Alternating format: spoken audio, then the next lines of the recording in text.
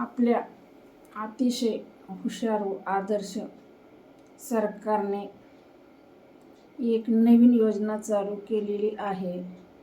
पाऊस आल्यानंतर शेतकऱ्यांना एक छत्री वाटप सुरू केलेले आहे. ती छत्री घेऊन कानोर पठार व पारनेर येथील शेतकऱ्यांना वाटले.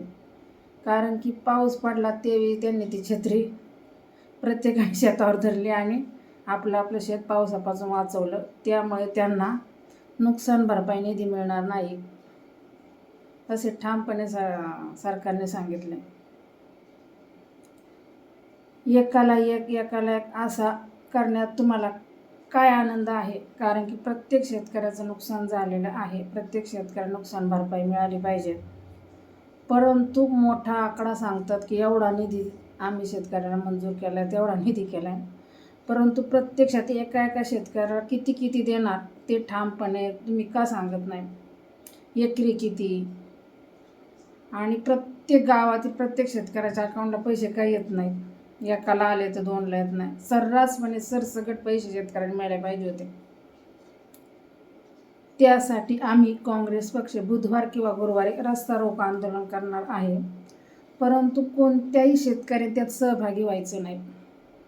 कारण की शेतात 500 रुपये रोजाचा तुम्ही मजुरी लावता आणि तुम्ही इथं येणार आंदोलनात. एक तर सरकारने पण तुम्हाला गाडलंय आणि आंदोलनाला येऊन 500 रुपयाचे नुकसान पण तुम्ही करू नका. कारण तेच 500 रुपये जर तुमचे वाचले तर त्या आठवड्याच्या बाजारला कामा येते. त्यामुळे आम्ही काँग्रेस पक्ष भक्कम आहे तुमची बाजू मांडण्यासाठी. पण बुधवार किंवा गुरुवार या 2 दिवसात आम्ही आंदोलन करणार आहे. आणि ते पण असं नाही की फक्त निवेदन देणार, रस्ता रोको आंदोलन करणार.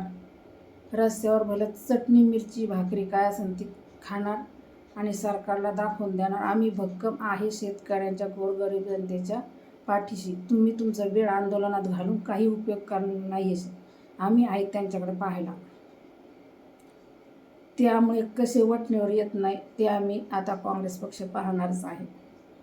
ज्या पक्षाला आमच्याबरोबर यायचे, पक्षाला शेतकऱ्यांना नाही, ते आमच्या आंदोलनात सहभागी होऊ शकतात.